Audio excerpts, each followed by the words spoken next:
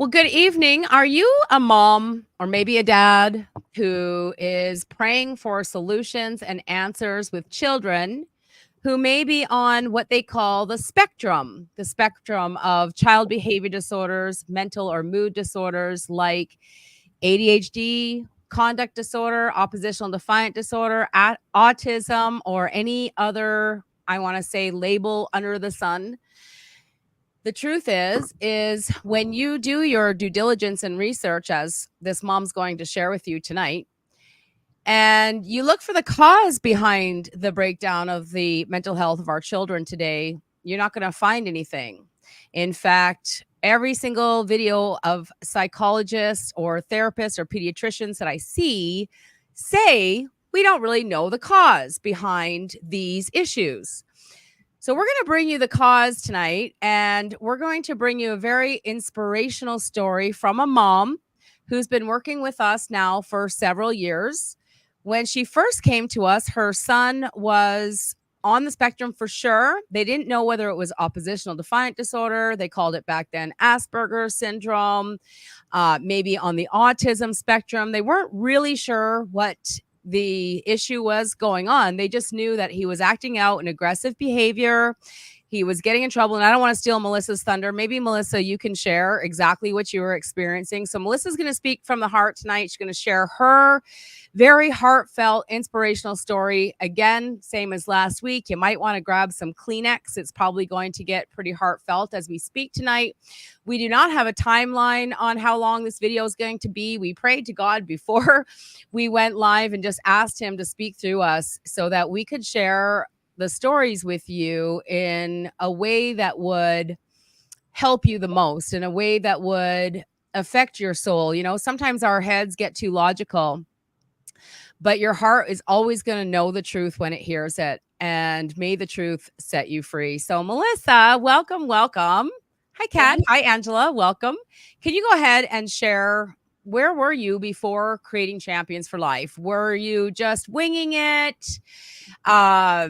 Did you just learn to parent from your parents? Tell us a little bit about your journey pre-creating Champions for Life. Yeah, well, 3.5 years ago, that's when we found Creating Champions for Life. We were in a place where my son would have been 14 at the time. ADHD diagnosis, Asperger's diagnosis, ODD. I don't even know what else. A bunch of behavioral, I don't even know, XYZ diagnosis. And my son was completely out of control. And we actually had I think we had already been in and out of a few psych wards, youth psych wards with him at that point, and just desperate for answers. And we were parents that we were trying everything. My husband and I, we're diligent parents. We're trying everything. And we got to that point. We were in the throes of supernanny, timeout. I don't even know. We were in a really desperate place, Bonnie, 3.5 years ago. So I've had people say, oh, super nanny is the worst parenting advice. And if you mention super nanny, well, no wonder you are having so many problems. But you're a really studious person. I call you a massive high achiever. You're an entrepreneur. You have your own business. You're successful in your life. Is super nanny where you learn to be a mom? Well, super nanny is where I started when I was noticing behavior issues with my son. And I think I'm not sure if he had a diagnosis at that point or not, but, we were just new parents. This is my first child. I have 2 kids. I have a daughter as well. And we were just trying to get it right. So that's the first place we looked. And then reading all of the books, we didn't know what we were doing. We just knew that we wanted to nip this in the bud. Now, you shared something earlier with me, you loved your kids so much. Oh, yeah. You were talking about wanting to do the best for your kids. So if you're watching this tonight, and I want you to share in the comments, do you read parenting books? Is it important to you to do what's right and what's best in the interest of your children? Where are you from? How many kids do you have? I want to see who's here, who's watching this presentation, because When I say that, Melissa, like you want to do what's best for your children, just share from your heart a little bit about that because you are one of the most loving, hands on moms I've ever known in my whole life. Yeah. Well, I didn't want to spank my child. Although I'm sure we used spanking to try it. It totally didn't work. The like 2 or 3 times we tried that, he just hit us back. So that clearly didn't work. And I didn't want to hurt him. Yeah, we were trying everything. I mean, my husband and I have always been a team when it comes to the kids and on the same team. And we just want what's best for them. We just want them to be happy and successful. And everything we were trying was failing miserably. And my husband and we do have big goals and we're both entrepreneurs. And why are we so successful in every other area of our life except our totally out of control son who had and has a really soft heart, and he's a sweet boy and he's a good kid. And why were we having such explosive behavior? It didn't make any sense. I thought that we were doing all the right things and just kept getting worse. Okay, so now enter your literally praying for solutions. Yeah. So share about what drew you to creating Champions for Life. What did you see there? Well, I was a mom, like probably every mom watching this, who spent hours late at night searching for solutions, researching, trying to find, the right diet, the right supplements, the right parenting, the right anything to help my child. Hours and hours crying on Google, trying to figure it out. And I was on YouTube and we were praying for answers. And one of your videos popped up. And I mean, I can't obviously remember what it was such a long time ago, and I can't remember what it was about, but this was something different that we hadn't done before. We were, punishing and having consequences and all of that. And you were speaking in a totally different way.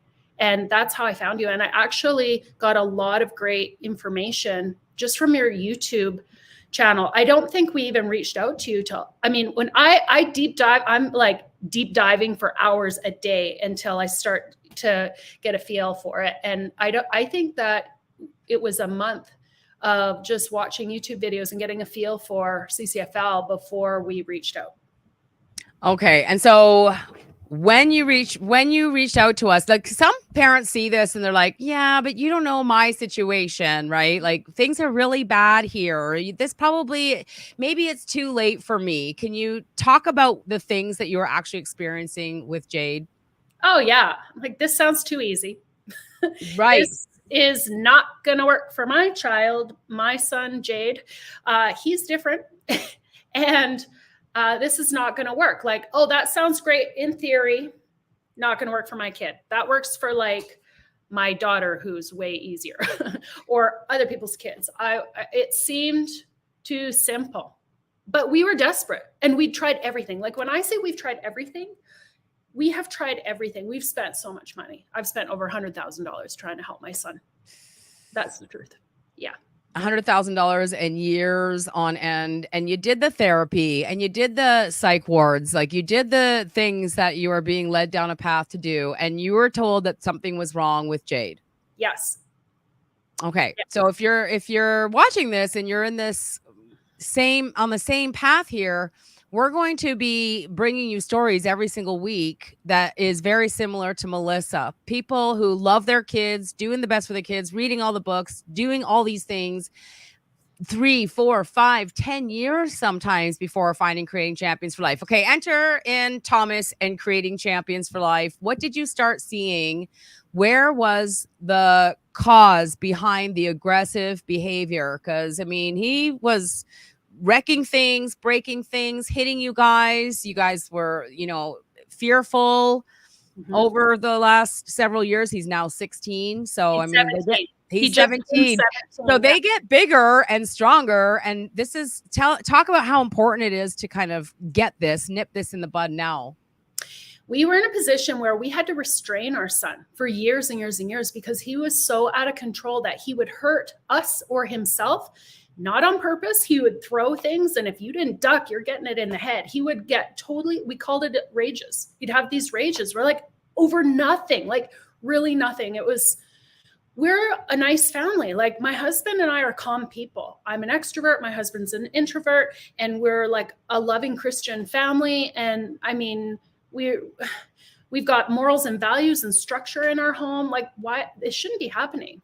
Why is this happening? He has no reason to be so angry. He won the parent lottery. And I couldn't figure out what the problem was. And he would get so enraged that we would have to restrain him. And we were like taught how to restrain properly by therapists. Like, this is how bad it was. And this is like a sweet boy who, as soon as he would snap out of it, it's like it never even happened. And then we are traumatized, picking up the pieces, going, how do you have such an enormous rage and have so much destruction? We had to hold you down for an hour. That now it's like it never even happened. And that got to the point where when he was about 13, that's I think when he was in the psych ward at that time, just before we met you, and he was having rages like that 2-3 times a day. We were in crisis 24/7. Okay. So, I think there's a lot of people out there that can relate with you. I just saw a video on TikTok with a young man who has autism, who is towering over his mother. He wants to go to Applebee's, and she's telling him no Applebee's today. Yeah. And he grabs her by the head and starts screaming in her face. I'm trying not to cry, like just before we came on this video. And I'm like, and I can see the answer so clearly. So share your turning point. Where did you start seeing the magic that it was maybe not Jade so much as it was the environment?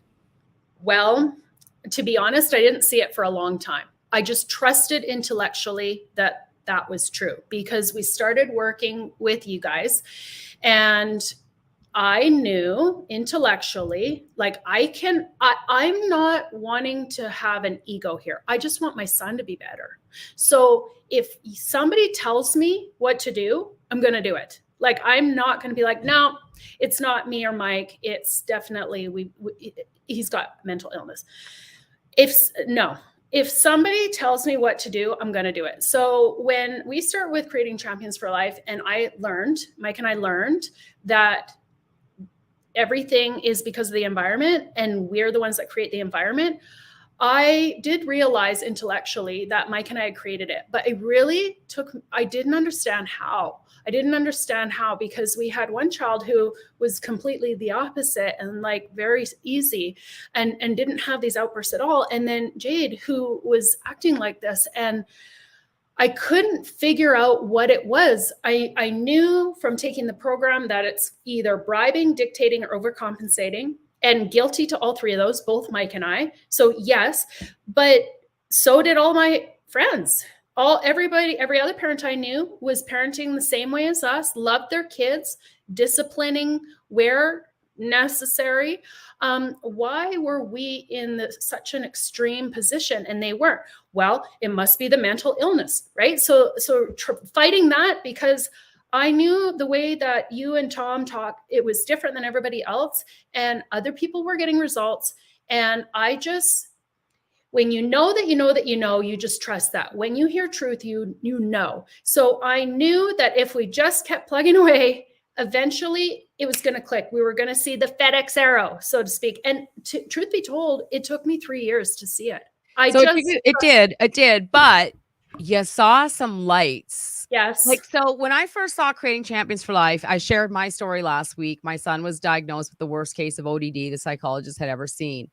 And enter in Tom, and I started seeing just little lights of success. And it wasn't all the time, obviously, because we're talking about raising human beings here, right? Like, and human beings are the most complex things on the planet. And so anyway, I'd see little lights of success, and then we'd have the meltdowns because I had habits. I had developed habits, and my kids had developed habits, and we are run by our habits, not by our logical thinking, because otherwise we'd all wake up and go, I'm going to be healthy, and we'd all eat salads every day. But then it doesn't exactly happen. So share with me the first light that you saw that gave you a little bit of hope that entered in your journey with Creating Champions. Okay.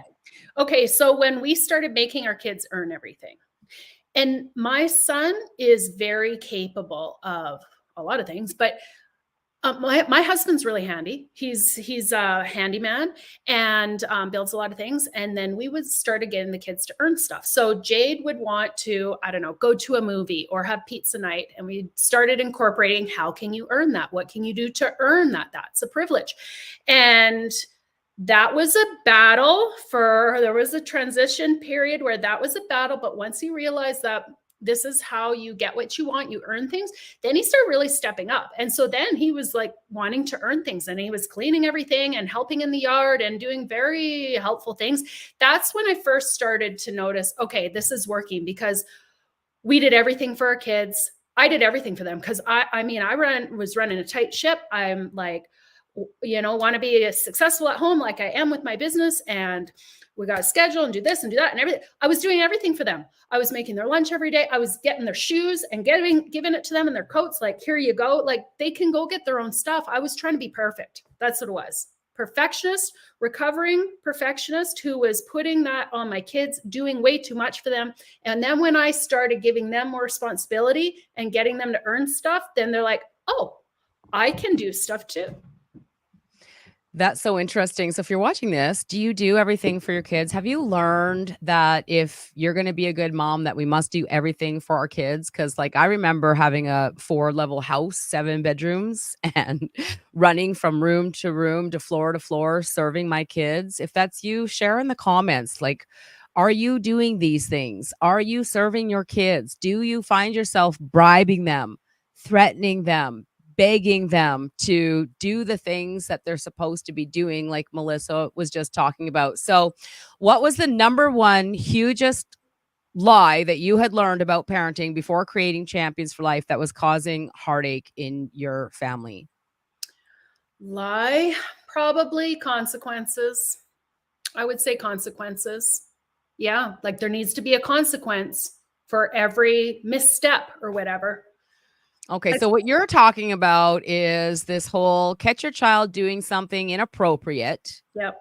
and offer some sort of consequence. Not that there shouldn't be a consequence for a child's behavior, right? Because people watching this are like, "Oh my gosh, if there wasn't a consequence, my kids would walk all over me." Punishment, that's what I mean. Yeah. Punishment, yeah. Yeah, because we're kind of taught that, like right from toddlers, catch your child doing something inappropriate, come in with some sort of consequence, rule, or boundary, and that's, you're saying, was the biggest lie. So what do we do instead? Where Yeah. did you find a little bit of like light in your kids' eyes that gives them a new zest for life? I stopped looking for the things they were doing wrong and started looking for the things they're doing right. Expand on that. Yeah. So that's Expand like, on that. and Thomas always says, your attention is a hose, and you can either water the weeds or the rose. And had us start writing all of the things, wins that your kids do right. So then we're training our brains, because we're correcting constantly. We're trying to be perfect. So we're always looking for, how can we improve, instead of, but that's like put them down. So instead of being like, you didn't do this well enough, you didn't bring your plate to the dishwasher, you didn't tie your shoes proper, do it this way, it was like, wow, when they did bring their dish over, you brought your dish over, look at your tying your own shoelaces. When you start changing your perspective to noticing the wins instead of verbalizing and noticing all of their losses, or not losses, but like they're just learning, right? That was the biggest thing. That's a huge mindset shift that every new parent doing CCFL is going to have, because that's not how we were taught in society. And it's so much more positive of a way to interact with your kids. Like, is it a big deal if my kid like forgets to bring a dish to the sink? No. I mean, that's something we'll work on or whatever. It's not a big deal. It's not worth making them feel bad about themselves. Now, you said something just a minute ago that I want to highlight for all the moms who are like, okay, like I'm looking for light here. Yeah. You said, and I want you to hold this thought, and then I'm gonna share something with everybody that's gonna make you go, oh my gosh. You said they're just kids and they're learning. And I want to come back to that. So make a note, write it down or something so we can remember to come back to this. So what I'm going to do, you guys, this is something that I was made very aware of a couple of years ago when we adopted a 17-year-old boy into our home, and we looked up the lyrics for Unforgiven from Metallica. And they hit the nail on the head with their words of why kids become so angry.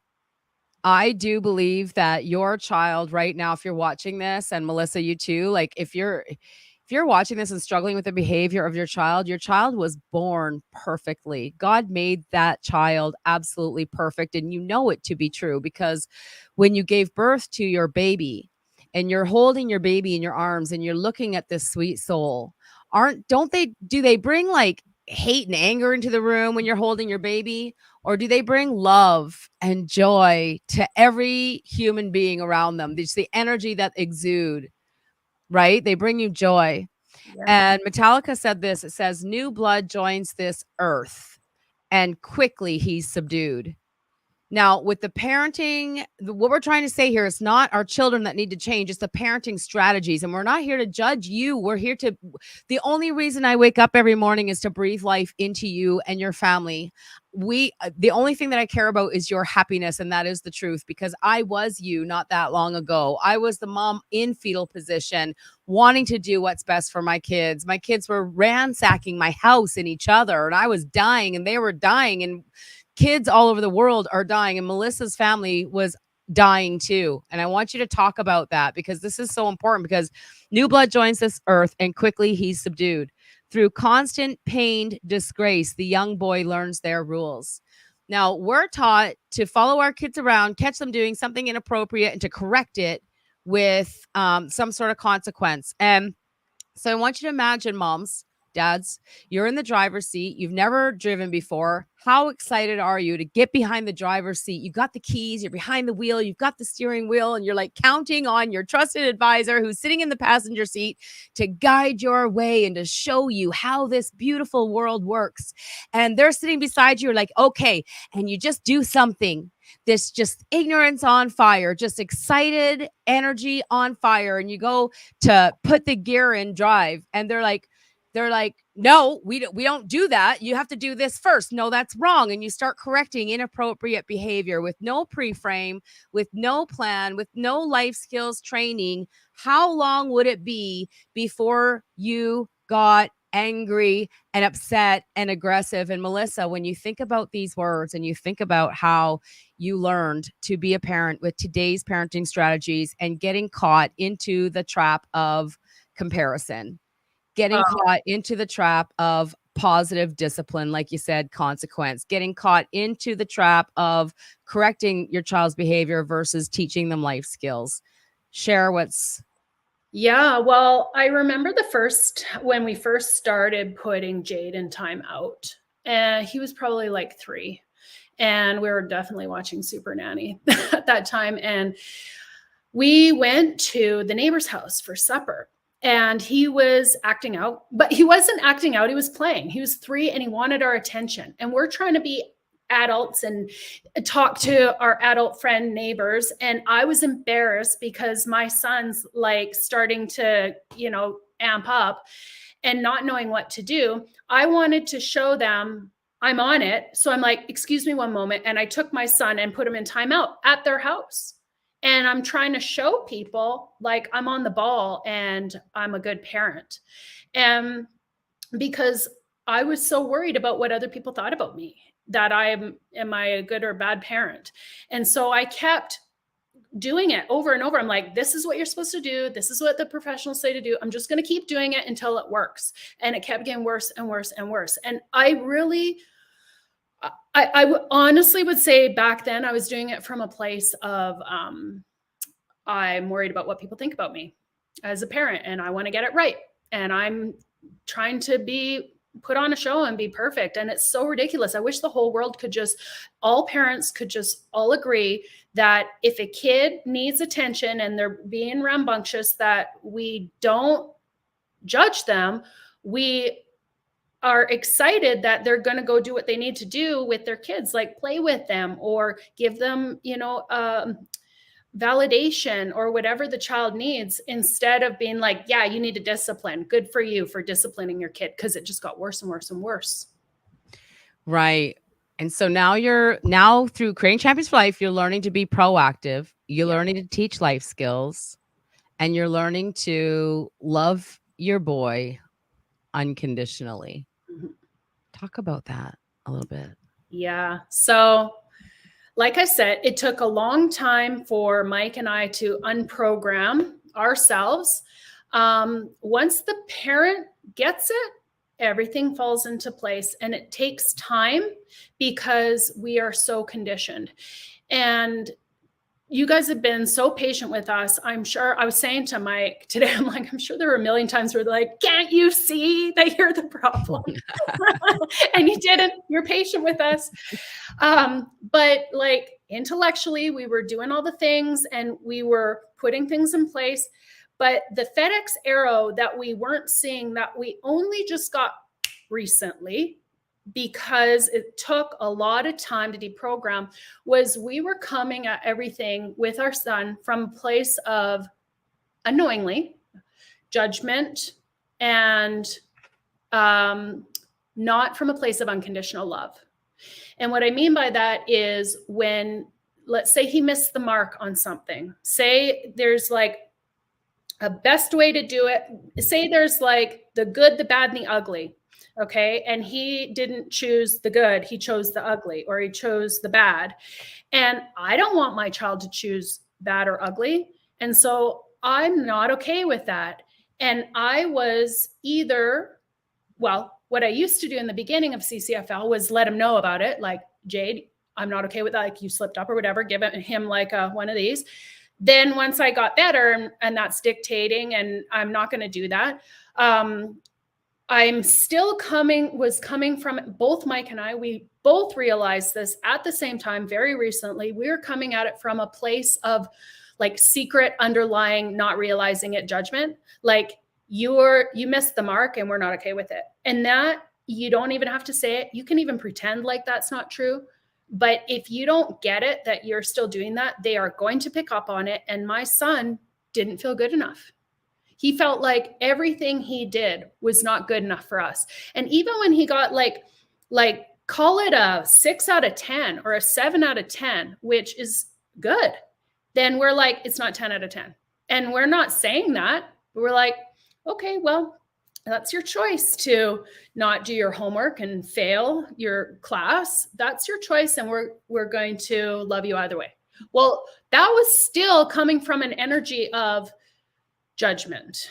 And it's not showing unconditional love. And this has been the biggest turning point for Mike and I that took us, let me save you 3.5 years of trying to figure out, trying to see the FedEx arrow. When you come to parenting and you're challenging situations with your child, and you are coming from a place of complete unconditional love, and I truly will love you either way, because you're not perfect and I'm not perfect and nobody's perfect, and I'm not going to expect you to be perfect. That's a game changer, because they can mess up and it's okay.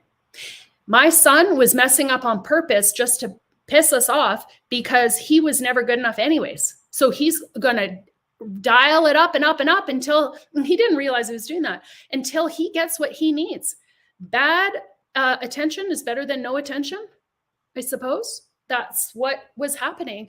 But it still was, he wasn't feeling like he was getting that unconditional love for him. It wasn't okay for him to mess up. So he's like, I might as well just mess up on everything and make your life miserable. And that's been a game changer for us. Wow. How are you feeling about this, moms watching? We've got quite a few of you watching. And this is us coming together, having a conversation, because every time I talk to a mom and I ask, what do you want more of? It's always harmony. I want my kids to be more independent, responsible. I want more peace in my home. We have goals as parents, but do you remember being a child And do you remember, like, when I was talking about just a minute ago, like getting into the driver's seat? And do you remember somebody in your life always course correcting you and making you feel like you were doing something wrong? Like, I remember being in grade one and answering a question just one time and then being put into a box because it was incorrect and then just being so embarrassed to come out. And so, what if our children are acting out because, like Melissa said, they feel a little unworthy? Because we're always course correcting. This is giving us all so much hope, and the process is clear. Just practicing and seeing the results is the key to keep going.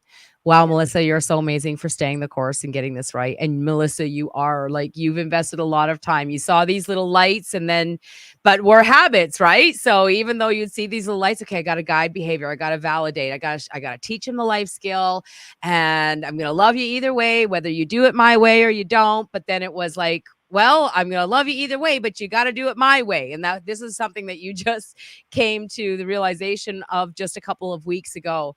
But along the journey, you're talking about your kid still being alive, your marriage still being together. So, if there was something that you could give the parents tonight that was tangible, that they could walk away with, what would that be? There's like one main thing that they could walk away with tonight. Even though we didn't know what we were doing at first, and we didn't know what we didn't know, we never gave up. Never, ever give up. Because if you give up, your child doesn't have a hope. It's gonna come from the parents. Never, ever, ever give up. I was in a position where, if it wasn't for CCFL, my son had suicide ideation. We were really worried about him killing himself. Mike and I would be divorced right now. We had so much pressure on our family. My husband also has multiple sclerosis and trying to deal with rages. And there's so much to unravel. We're talking like my parents, my grandparents, I can see the line and it stops here. And that is a lot to unravel. And it takes so much perseverance. Just remember why you're doing this and never, ever, ever give up, because it takes time to change and it's going to take time for your kids to change. But if you don't, it's not going to stop. And the consequences can be really, really sad, or it can be really, really beautiful. And you can break that generational curse on your family. But the only way that's going to happen is if you never, ever give up on your child. Amazing. You're amazing. I've got a few comments here. It's so powerful and encouraging to hear your story. Good job, Melissa. Thank you for sharing. Your son will thank you in the end for sticking with him. And and I got to say this too. Your daughter is going to thank you so much too in the end. Yeah. And sometimes, like Thomas always says, the greasy wheel gets the grease. The squeaky wheel. The squeaky wheel. The squeaky wheel gets the grease. Tom in the background. And so when you've got a Jade, when you've got like, and I'm going to call it out, I'm going to say when you've got a leader of the next generation, and there was our generation, like I was born in 1972. And so our parents were just going through the shift of beating children with switches to this whole positive parenting thing. And they were like really caught in the crossfire of, I really don't know what to do to get you to listen to me. So I was like underneath one of those almost uninvolved parents. I had a very harsh mom. She wanted the best for me and from me. But she worked 2 jobs and I was literally running the household at age 11. You know what I mean? So it's a little bit different in today's day and age. The gentle parenting, the positive parenting, attachment balance, the authoritative parenting has kind of taken over the world. And that's what you're being taught. You're being taught to do things one way. You're being taught to negotiate with this great big 6 foot. And I'm talking about the TikTok video I watched just before this, where he's grabbing his mom by the head. It's really terrible. Now, when you've got like a 6'1", 250-pound kid grabbing you, it's not the same as like when you're parenting a 2-year-old or a 4-year-old. You can still manhandle them. You can still drag them to their room or do whatever if they get a little aggressive. But man, your kids are going to get big. And what we're talking about here is empowering your child's genius from within by forgetting this whole idea of catching them doing something inappropriate and then offering some sort of consequence. We're talking about changing the environment from reactive to proactive. We're talking about reframing from seeing this little seeing something I don't like to seeing a little genius embracing their own uniqueness, and they're here in this world for me to guide them and show them how the world works. I'm going to share a story with you before we wrap up tonight. And it's a story I heard on an audio yesterday, and it just summed everything up for me, because this is kind of how we've been taught to parent, to bubble wrap everything, protect our kids from the world. So 100 years ago, they used to use candles to light the room. We all know this, right? They didn't have lights that we have today. So every night the mom would tuck the boy into bed, and the boy wanted to play with the candle, and he'd whine and cry and fuss every single night at bedtime. Well, one night at bedtime, mom got a little distracted for a minute, and the boy grabbed the candle, and he never craved or whined about the candle at bedtime again, because he learned what fire was, and he learned what burns all over his body was. And he did that behind mom's back and got himself in trouble, because instead of teaching him about the candle and how to manage the candle correctly, mom just said no and kept him away from the candle. And this is what we're doing with life, moms. We're being taught to redirect our children's attention. Every time that we come in and we tell them no, don't, can't, won't, we're telling them that what they're doing in that moment is not good enough. And they don't understand that you just want what's best for them. They can hear it mentally and logically, but they don't understand in here, because they're just saying, when is my turn to be like you? When is my turn to have a purpose in this world? When do I get to create? When do I get to have some sort of control over my own life? And when you learn to guide their behavior, when they go to reach for the candle, it's our job not to protect them from it or to hide it or say no. It's our job to teach them about it and say, for sure, let me show you how this works so you can do it safely. Right? I watched a video today about a mom going, okay, if the teenagers are here, the door's open, like it or lump it. And I'm like, well, the teenagers are not always going to be in your house. We've got to be very careful when we're raising children to ask ourselves, what is the end result we choose to see? So if you're watching this right now, what is your goal as a mom? What do you actually want at the end of the day for your child? Do you want them to be independent and responsible and take initiative and to be able to live a successful life without you? So, with all that being said, Melissa, any closing thoughts for the moms? One other piece of advice that I got when my son was young, before we found CCFL, that really had kind of saw me through until I got the right help, was somebody told me, I think he was maybe 6, 7 years old. They said, whatever you do, make sure you keep his heart soft. Do what you need to do to keep his heart soft so he doesn't harden up his heart. And I feel like we did a good job doing that until we got better help. And because he is a sweet and compassionate person. And I'm grateful that we did that. And now we know better. And what the biggest thing was that light bulb moment when we realized that we were not coming from an energy of unconditional love, not realizing it. And we actually asked him that. We said, I just had this big realization, both your dad and I, that we've been, like, we said it in, a better way, nicer words, but like I said to him, do you feel judgment from us? Do you feel like if you don't do something perfect that we think you're not good enough? And he broke down. And I'm like, bingo, this was the piece that we were missing, was we were putting the principles in place of CCFL and making some progress, but we hadn't reached that turning point yet. And it was because of Mike and I, and that was the part that we were doing that we didn't know was creating it, because we were like, operate at a high level and we expect you to as well. It's like, I didn't get to that place till I was well into my 30s, and I'm like 46 now. So why am I expecting my kids to operate at a game level? Like, and I'm not perfect and nobody is. And like, the gig is up. No one's perfect. So we can't expect our kids to be perfect either. It's okay. They're just kids and they're not going to be perfect. Amazing. Yeah, kids aren't born underdeveloped. Kids are born with a perfectly developed brain but missing life skills.